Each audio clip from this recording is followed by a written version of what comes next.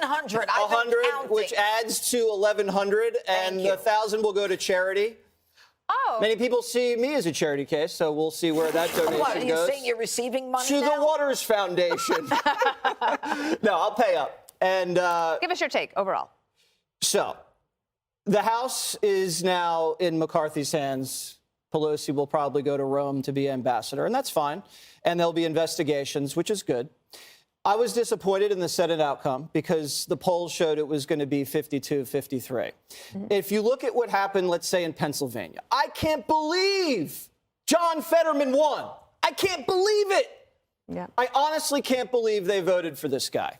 So abortion was critical, we know, in Pennsylvania. I did not see that it was going to be that critical. Oz was not a great candidate. He had a brutal primary. He took the summer off, and he campaigned hard at the end. But people didn't trust him. They didn't trust the guy. He wasn't from Pennsylvania. And it was fraudulent the way that Fetterman hid his condition and then skipped this debate, had a debate at the last week. By that time, they'd banked so many early votes. So Republicans really have to get a hold of this early vote thing. There's no Republican early vote strategy.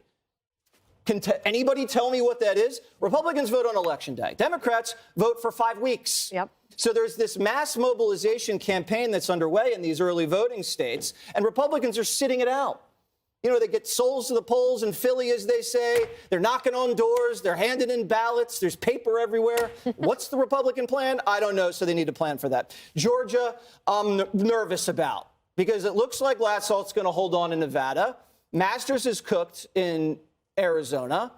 So it all is going to come down to Georgia runoff again. So this is about Herschel Walker. And you know why? We're counting on Herschel, who I like. Abortions. Who I like. Well, and at least you're admitting that he did pay for that. They crushed him on these abortion attacks. I mean, this is going to be another nail biter, and it makes me very nervous. So you also have good races run by Ron Johnson. He's in there. He's going to investigate the hell out of the Biden crime family. Biden was very against his election. That's good. But there was never a shot, apparently, in New Hampshire. I mean, that guy got railroaded. And if you put up a guy who's running for governor in Pennsylvania who just got slaughtered, I mean, these things have down-ballot consequences. That hurts Oz. It hurts the Republican House candidates. Zeldin did great, considering this is a deep blue state. Kathy Hochul had help from every Democrat, Crooked, Bill, Obama, Kamala. Everybody came in to save her. And she barely held on, but Zeldin had coattails and got a bunch of House Republicans in there. Yep. And it looks like a bunch more House Republicans are going to come in through the West Coast. You think this is going to be a nail-biter? They're going to have the House. It's not going to be the biggest margin of all time. It's going to be bigger than they say it is right now. Yep. But this was a red wave, if you're looking at in Florida. Stacey's no longer with us. She's going to go back to writing erotic novels. Abbott won. Beto, bye-bye. Find another office to run. There's just not the hatred for Joe Biden that there is for Barack Obama and for the Clintons. There's not a hate Biden vote that's out there. You know, when you go with Trump's on the ballot, there's that hate Trump Democrat vote. People just don't feel the same passion against the guy that they also feel for other people. Nice guy. And we have a problem demographically. Single women are voting for Democrats by 30 points. 37. 37 points.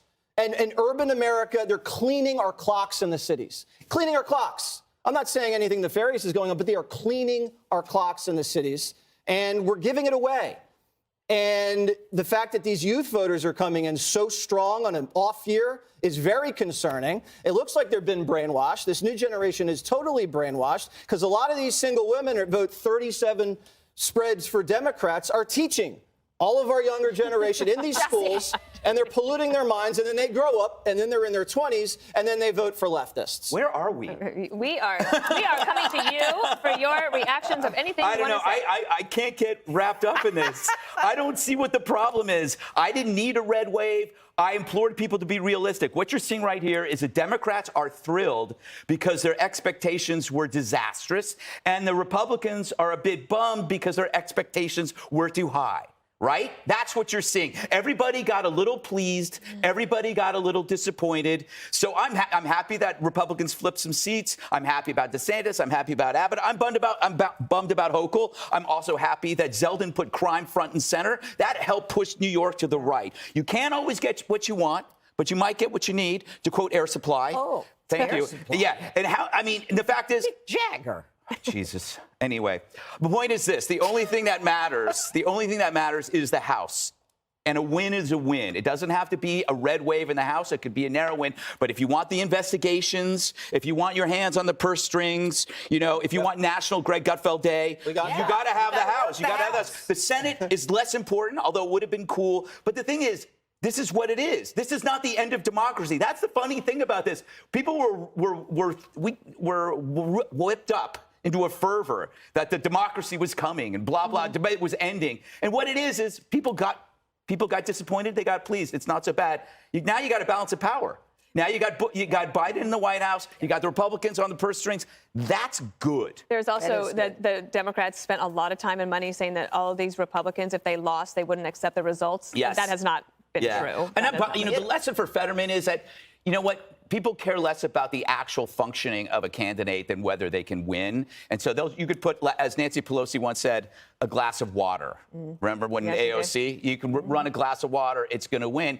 And that's basically it. Republicans have to run perfect candidates. Yes. They can run water glasses. Well, Herschel's not got perfect. it. Okay. Just better They than want me to play mediocre. this sound, or they're going to fire me. This is from President Biden at the White House. This was his press conference. This is what he said about 2024, which is our next election. Watch. The Democratic Party outperformed anything anyone expected and did better than any off-year presidency since John Kennedy, is one that gives everybody like, whew, sigh of relief that the mega Republicans are not taking over the government again, et cetera.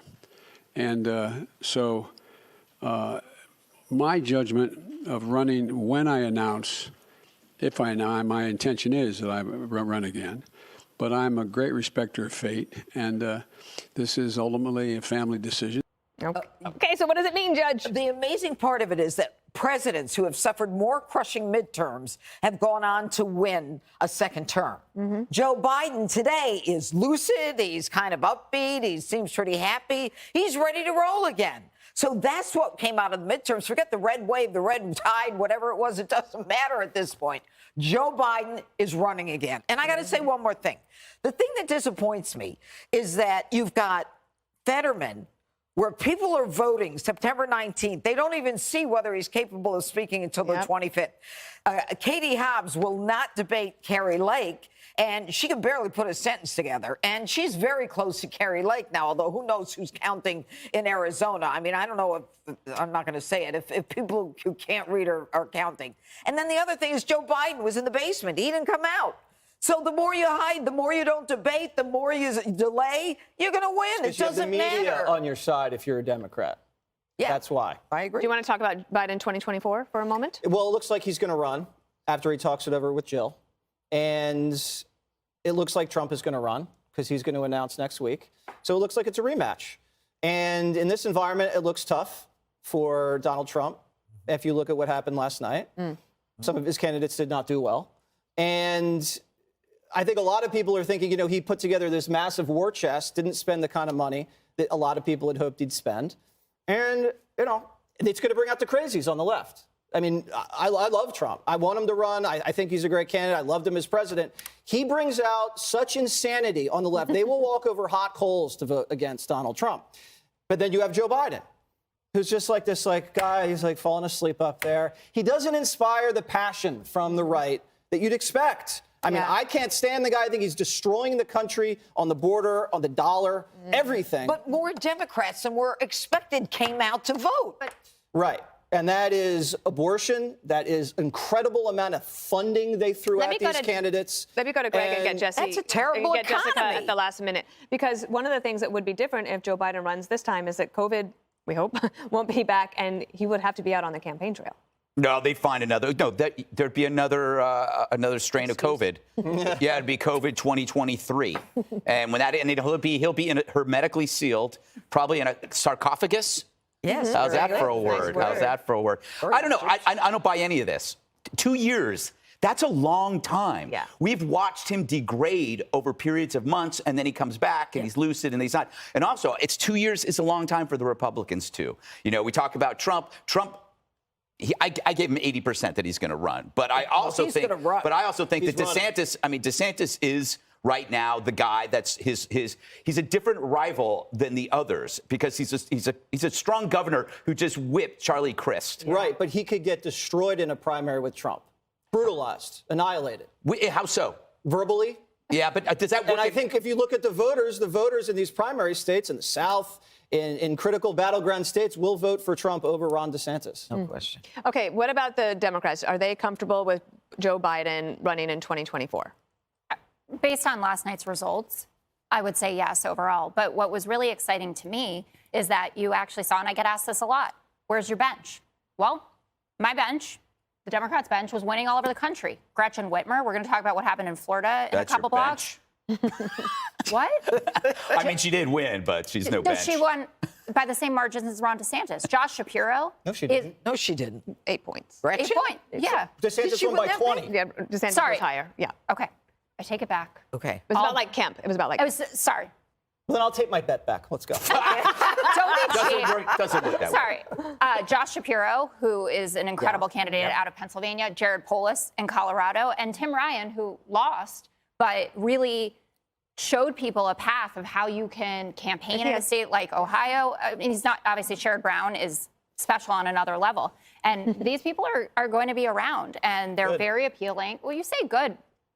They've been successful. But I think that you saw last night as well. There were a pretty impressive bunch of young Republicans who won as well. Yes. And you haven't really heard their names yet, but you will get to know them. Some of them will be the first, that we've had some good diversity. For example, the number of women that have won. There was also the one race down on the border that was able to be won by one of the Latina candidates that Kevin McCarthy had recruited. So there are some bright spots and some younger people that are running on both sides, and that is not a bad thing if you're trying to build a bench. Hi, everyone. I'm Brian Kilmeade. I want you to do me a favor. I want you to click to subscribe to the Fox News YouTube page. This is the only way that I know for sure that you're not going to miss it.